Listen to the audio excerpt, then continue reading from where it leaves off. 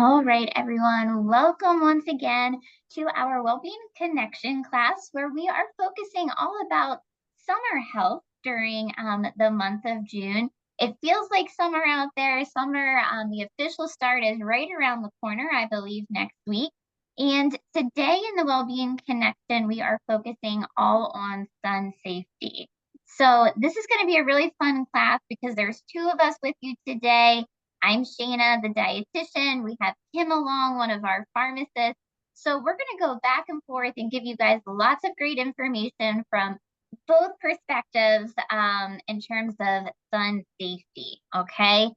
So we are going to start off here with our agenda. From my side of it, I'm going to be chatting a little bit about some different vitamins and antioxidants like vitamin D, lycopene, and vitamin C.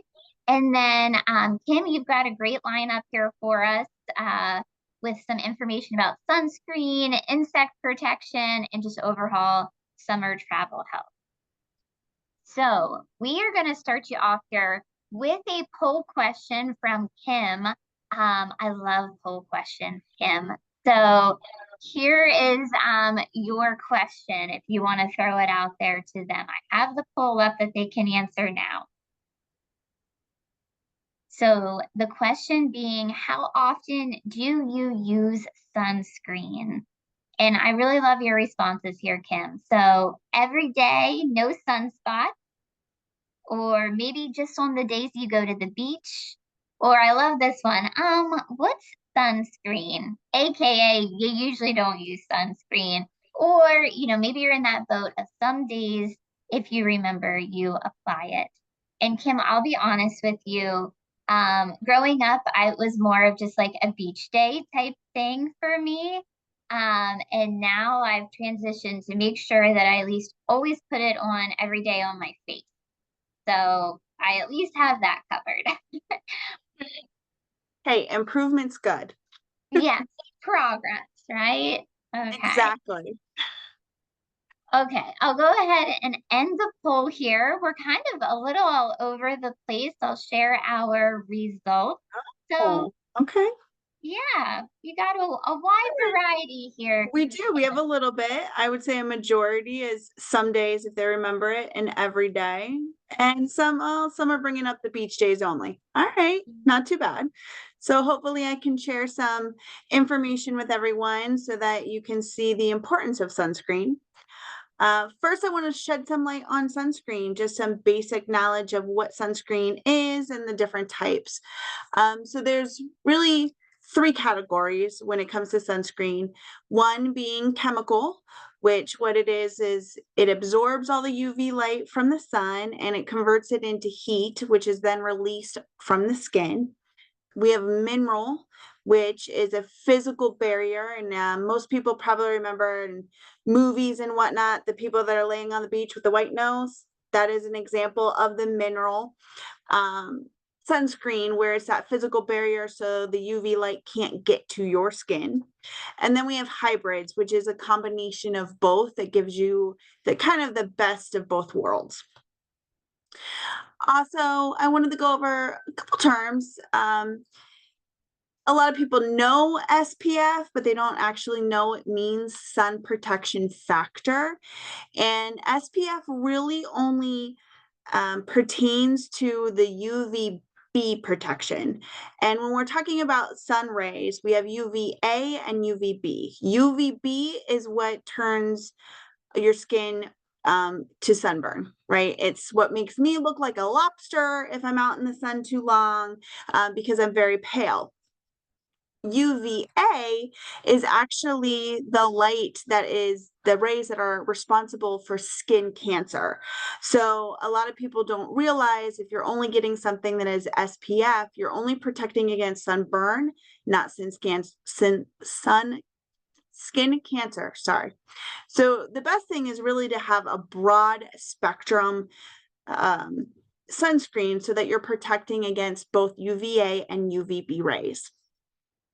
A lot of people ask about the water resistant sunscreens, and water resistant means that you can play sports and sweat, or you can even go in the water, but it does have a limit in how much time you're actually going to get out of protection. So you have to apply more often if you're exercising or if you're in the water.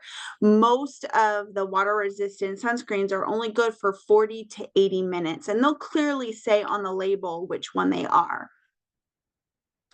And then the last thing I really want to talk about sunscreen here is a lot of us don't apply enough. So for the average adult, you should be using an entire 1 ounce, which is basically a handful of sunscreen for your entire body. And typically, we all use maybe a quarter of that to cover our body. So on average, all of us are using less sunscreen than when we really should be to protect ourselves. Kim, this is amazing information that I didn't know half of. Especially I'm like really concerned right now about the difference between UVA and UVB. And I feel like I need to go check everything I own in the way of sunscreen to make sure that it has that broad spectrum. So really great points there. And then also the amounts. And I can't remember here if it's on one of your next slides. And if it is, I apologize. But in terms of the types of sunscreen, I know like my daughter prefers to have a spray instead of the lotion. Do you have thoughts or feelings on that? And if you are using the spray, I'm trying to visualize how much I actually should be putting on her since you said about the whole handful before. Okay. So the best formula when it comes to sunscreen is the one you're going to use, right? So True, true. it doesn't matter if it's the spray, the stick, the creams, the lotions, whichever one is going to be most convenient and you're going to use, that is the thing that you want to do.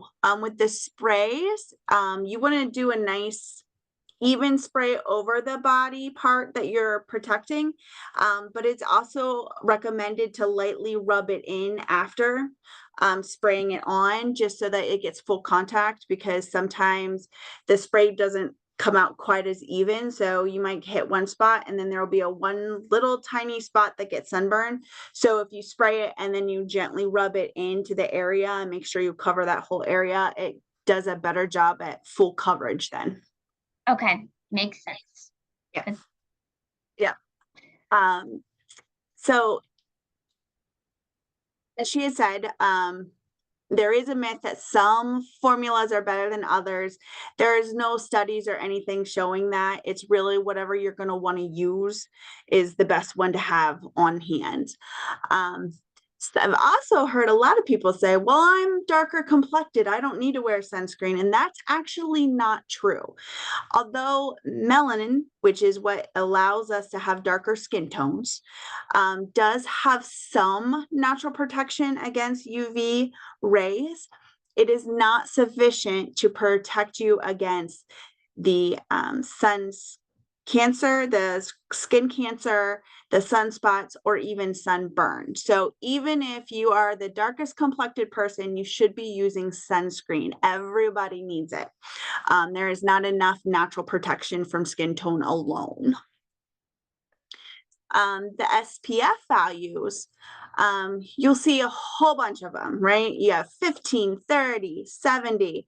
And as you go up in the amount of SPF, so when you jump from 15 to 30 on that SPF, you're gaining about 4% protection.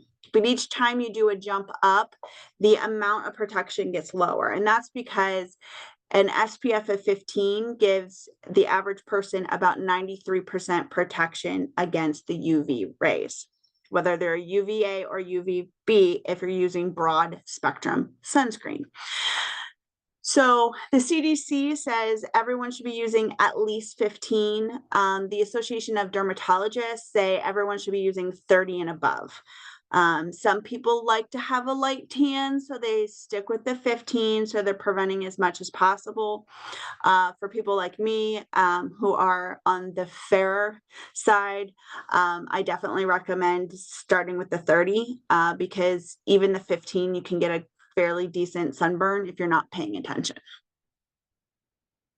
I've also heard other people like, oh, I don't have to worry about it. I tan inside, so I'm not getting, all those harmful rays. And actually, the tanning beds are actually worse than going outside because you have direct high rates of UVA and UVB rays hitting your skin. So tanning in a tanning bed is definitely worse than going out on the beach and getting sun from the beach. Regardless, we definitely want to be using sunscreen. And then I also hear a lot that, oh, I only wear sunscreen in the summer. That's the only time you can get sunburnt. And that's actually not true. If you are outside long enough in the winter, and I know some people hide from the cold, so it might not be your problem, especially in the Northeast. But if people work outside or you do a lot of driving, you can actually get sunburnt in the winter. So it is recommended to use sunscreen on your face in any area that is exposed in the winter as well. Okay. All right. All good information there. How about some best practices? So when it comes to best practices, um, if you're going outside, and I don't know about you, Shayna, but when I was little, the minute the shade covered the backyard, my mom kicked me outside to go play. Oh, yeah. And I didn't realize it, but like that always was in late afternoon when she would tell us to go outside and play. So she was already adhering to this first one. And it's really try to limit the time you're outside between 10 a.m. and 2 p.m. because those are actually when the sun's rays are the strongest and you're at the higher risk for all those damaging UV rays. Using the broad spectrum sunscreen, as I mentioned before, at least an SPF of 15. And a lot of people will forget this, but if you're spending a lot of time outside, you want lip balm that has SPF as well. Your lips can get sunburned and blistered, and they are very sensitive areas. So you want to make sure you're protecting them as well. Sunscreen is only as good as the time you put it on prior to that first ray of sun that hits your skin. So really you need to be applying your sunscreen at least 15 minutes before you're going to have that sun exposure. This is allowing it to get into the skin, really be absorbed, and actually fully protect you on that first ray that hits your skin when you walk outside. Reapplying sunscreen, this is probably one of my hardest things. I know I'm not as good at this as I should be. We really should be applying sunscreen every 2 hours, unless you're sweating or swimming, and then that cuts down to every 40 to 80 minutes, depending on which type you're using. So reapplying sunscreen tends to be the downfall for most of us because we get involved in activities outside and we forget. And I know that's hard, but we really need to be reapplying it every couple hours.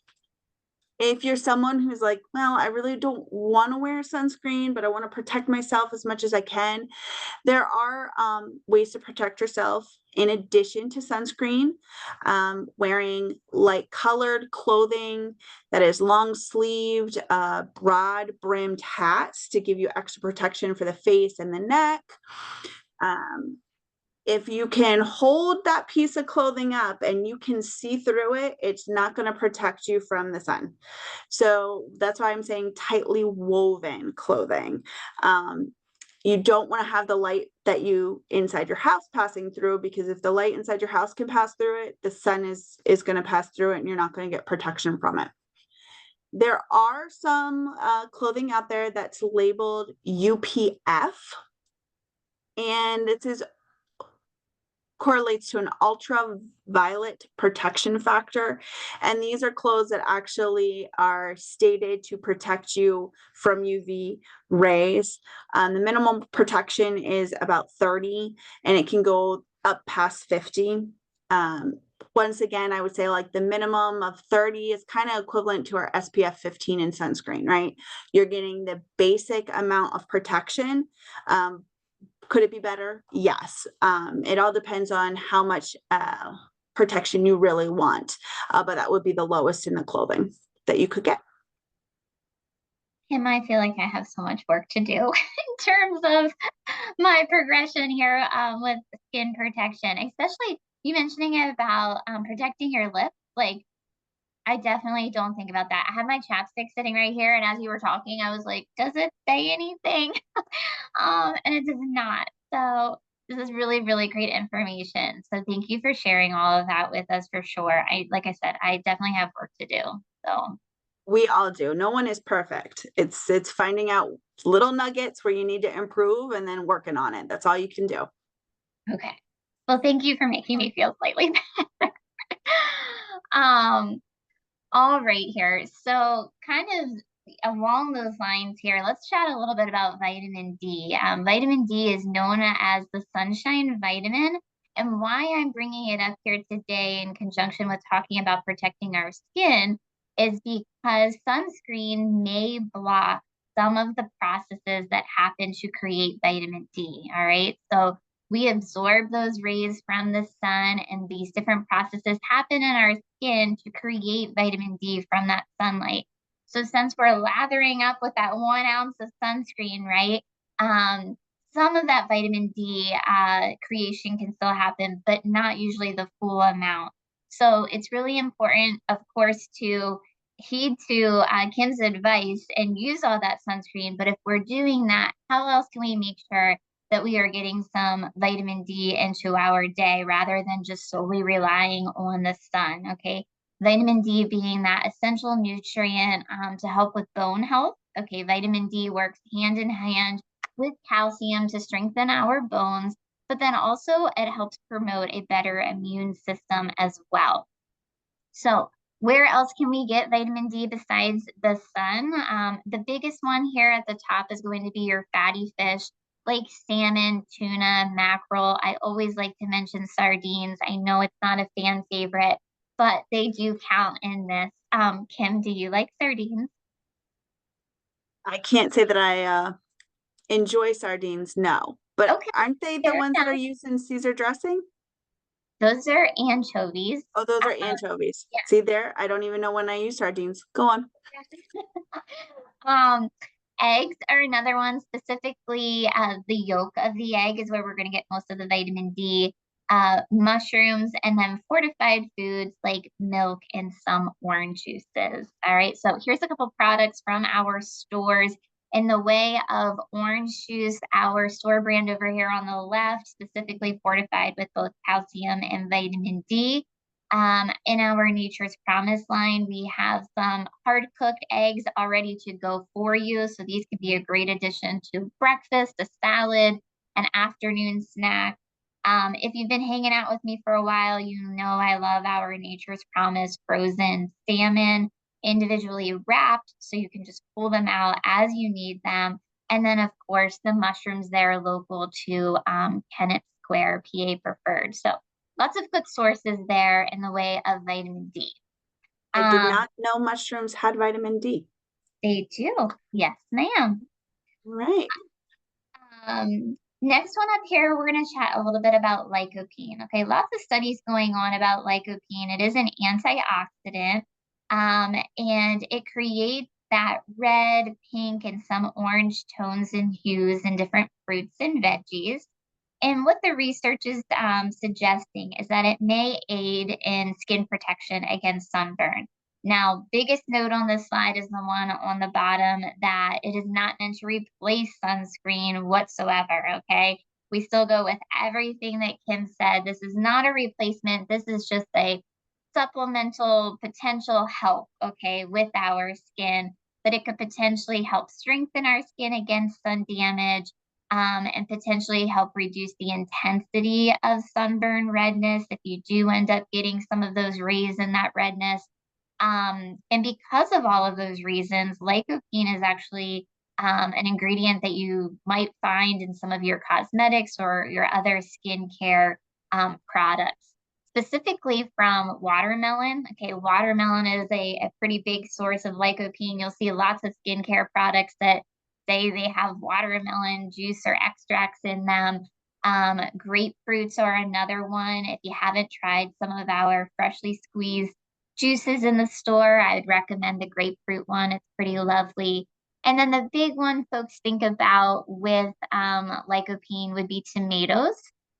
Fresh tomatoes are great, but you actually will get a bigger source of lycopene in your canned tomatoes, specifically sun-dried tomatoes, tomatoes paste, or like I have here, once those tomatoes are exposed to heat, that lycopene concentrates a bit more. So that's why those products have a bit more lycopene compared to fresh. Um, this one on the right is a big pantry staple for me. I love our Italian style diced tomatoes. These are no salt added, so usually sodium's the concern with your canned products, but not here. And they are also already flavored with basil, garlic, and oregano. So a great way to doctor up a homemade tomato sauce, put it on spaghetti. Just a good one to have on hand. Next one here that has some lycopene would be guava. Okay, and I'm going to throw a poll question out here. And Kim, you're welcome to answer here as well. Have you ever had guava?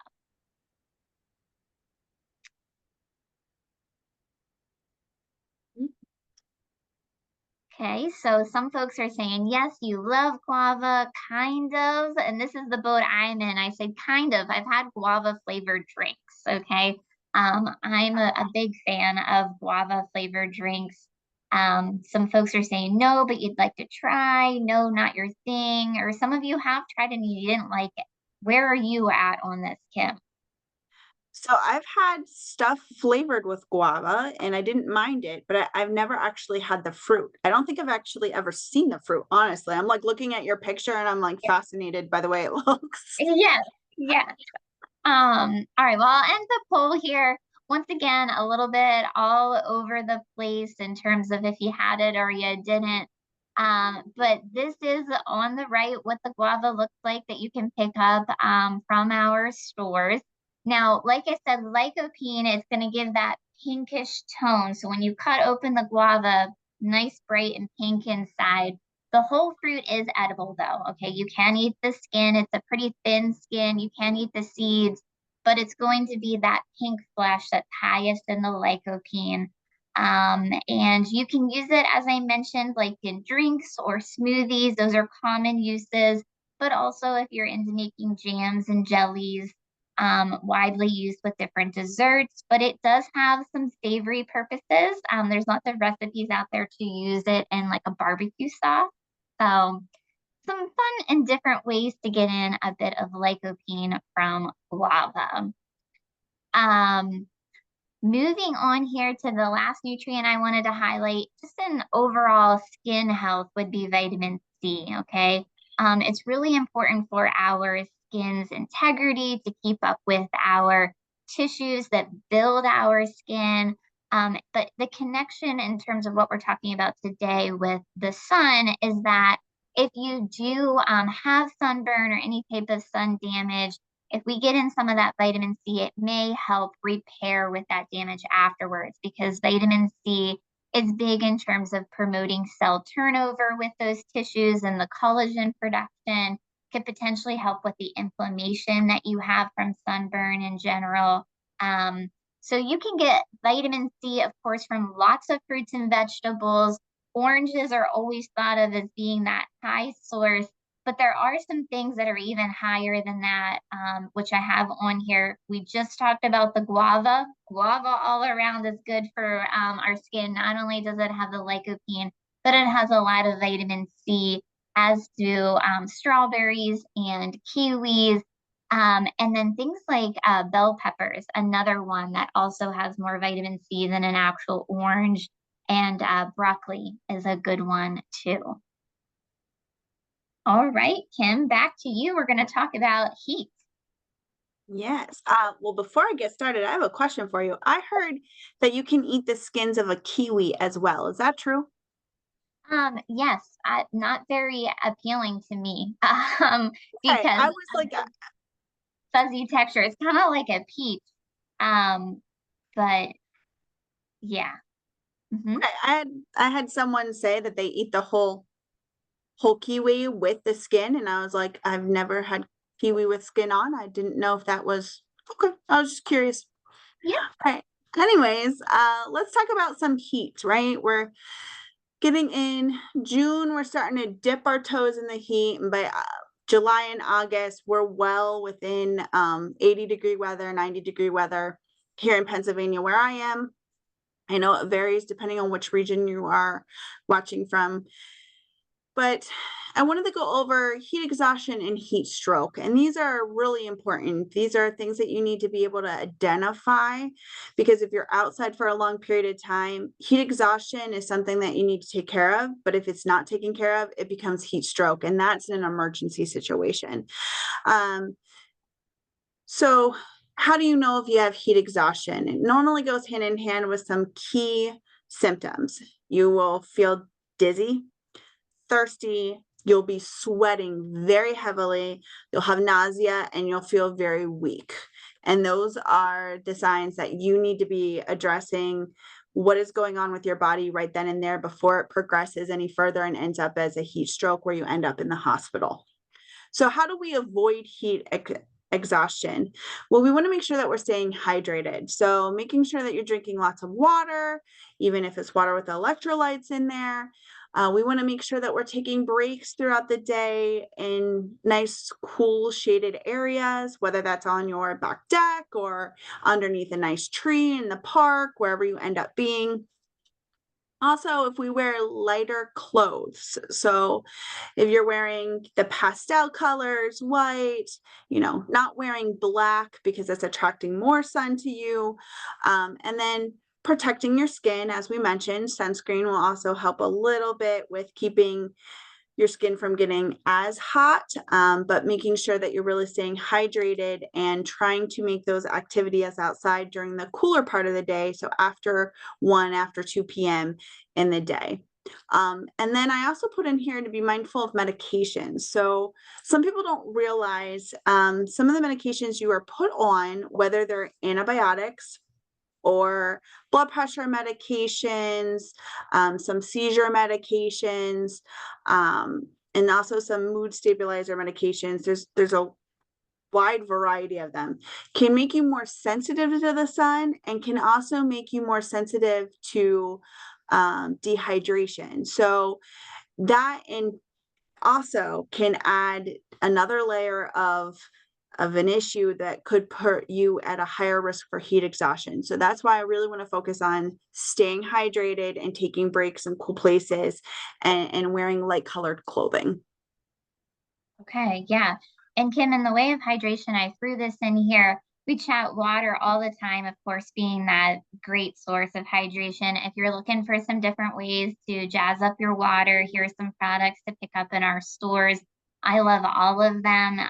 Our Nature's Promise flavored water on the left, the watermelon flavor, very great. Nothing added to it. Okay, so we're not talking added sugars or even sweeteners like stevia or anything like that. These things don't have those things.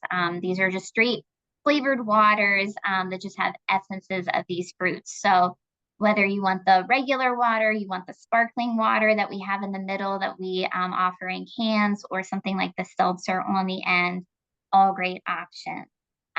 Before we move on, I will say I know that we are at that 12:30 mark. We have lots more fun stuff to cover. So if you still want to hang out with us, even though we're over time, please feel free to do so. If you have to leave, we totally understand. We knew we had lots of great information to put out here for you guys today. So if you have to go, thanks for joining. But otherwise, please hang tight and we're going to keep chatting here. Okay, go ahead, Kim. Right. So moving a little bit away from sunscreen, let's talk about insect protection, right? Whether you're in your backyard, watching a baseball game in the park, or you're on vacation hiking, insect protection is going to be important. Here in the Northeast, ticks are active. They start becoming active in April. They're going to be active the whole way through until September. I know I'm already starting to see people coming in for treatment of tick bites. They are kind of bad this year, so you really want to make sure you're using insect protection. Avoiding standing water, whether that is you accidentally forgot a bucket outside and it filled with water with the rain that we've been having, making sure that's dumped out so that there's not breeding grounds for mosquitoes. It's trying to stay away from tall grasses, where that's where you're going to find the ticks most often, is tall grass and in the woods. And avoiding as much as possible brushing up against that vegetation so they can't hitch a ride on you. Once again, just like sun protection, you can use light colored long sleeved shirts and pants to minimize your exposure to insect bites, and using insect repellent. So insect repellent, there's a wide variety out there. The most effective group are the ones that have a compound called DEET that is between 25 and 35% in it. Anything below 25%, it doesn't do that great at protecting you against all the different insect bites, and it will also protect against ticks. And anything above 35%, you're now edging into the area where you're going to end up having skin reactions because it's just too strong and it's not giving you much more added benefit. So really the sweet spot is between that 25 and 35%. And when you come in from being outdoors, you want to do a body check, right? So especially when it comes to ticks, if you're in an area that's going to have ticks, you want to check your body, you want to check your clothes. If you had your dog out with you, you got to do a check on them too. Ticks will grab onto the dogs and hitch a ride in. If you are out hiking or you are playing ball in the park, you have your bag that had all of your softball stuff or your frisbees or your hiking gear. You want to make sure that you're checking them too, because you don't want any free hitchhikers coming into your house causing issues later. And then you want to make sure that you wash your clothes on and dry those clothes on high heat, because if there are any tiny little ticks that you miss that are hanging out on those clothes, that is going to help kill them as well. Okay. Oh, good thoughts. You mentioned the dog, and when I think about ticks, I always think about protecting my dog, but I don't usually always think about like protecting ourselves too. So, I need to work on the sunscreen. I need to work on the insect repellent for sure. And that reminds me, Shayna, thank you so much. When you're going outside and you're going to be in an area where you want to use insect protection and sunscreen, Yes. sunscreen goes on first. Okay. Sunscreen is always number one that goes on you. And then you want to Okay. wait about 15 minutes and then apply your insect protection, because otherwise that sunscreen will trap the chemicals against your skin. It'll give you a reaction and it's not going to protect you against the bugs. So sunscreen first, insect protection second. Hey, everybody, you hear that? Take mental notes. That's good. Mental notes. All right. What else you got for us? And I wanted to touch on a couple things that goes along with other forms of travel that you might be doing this summer. And I know we all want to be the dog in the corner that's excited and happy to be on vacation. But there are a couple things that I just want to put out there. Motion sickness. So this can occur in cars. It can really on boats, airplanes, really any mode of transportation. You could get motion sickness if you're susceptible to it. A couple things to do. Face forward in the vehicle that you're in. So if you're on a boat, don't pick the spot where you're not seeing what's happening. You want to be facing forward. You want to make sure you stay hydrated and eat smaller, lighter meals. That also will help. The less in your stomach to turn when you start feeling queasy is always a good thing. We know that if you are susceptible or prone to motion sickness, avoiding reading or playing on electronic devices while you're in those forms of transportation also help. And if it's not quite enough, there are some medications. There's 2 over-the-counter ones, Dramamine and Meclizine, that we've been using for years. And then there's also the scopolamine patches. If you don't want to take an oral tablet, your doctor could always prescribe you the patch that goes behind the ear and it stays on for 3 days. We have a lot of people that go on cruises and particularly like that one because it's a little bit easier to deal with. Blood clots. Blood clots are something that as we age, we become higher risk for. But there are some of us that are unfortunately just generally at a higher risk. So if you have clotting disorders, if you are a female, um, you are already at a higher risk for blood clots because in females, the estrogen is something that unfortunately gives us a little bit higher risk for blood clots. So what do we want to do? We want to make sure once again, hydration is key. You want to minimize the amount of time that you're just sitting there not moving. So if you're traveling a long distance in car, you want to make sure that you're making regular stops to get out, stretch, walk around the car, give yourself a couple minutes to stand and do general stretching. If you happen to be on an airplane, get up and walk the aisle up and back a couple times. Or if you have the ability to stretch your leg and rotate your ankles, anything to keep the blood moving. The more that we can get the blood moving and the less inactivity, the lower risk of a blood clot will occur. For individuals who want to take an extra step, they also have compression socks that you can buy. And that is really nice for anyone to help prevent some pooling in the lower extremities. So if you've ever traveled for a long period of time and you feel like your feet have been swollen when you get off the plane or out of the car, that's because the way you were sitting, your blood and whatnot, your liquids have been pulling at the bottom. So until you start moving and your body starts circulating it again, that occurs. Jet lag is something that I get questions about around this time when people are traveling internationally or even just across the country. Staying hydrated and making sure that you expose yourself to natural sunlight will help get you regulated onto the new time zone that you might be in. And we also have studies that show that melatonin for help people get onto a regular schedule in the new time zone by taking it at bedtime, because melatonin is what helps regulate your sleep patterns naturally in your body.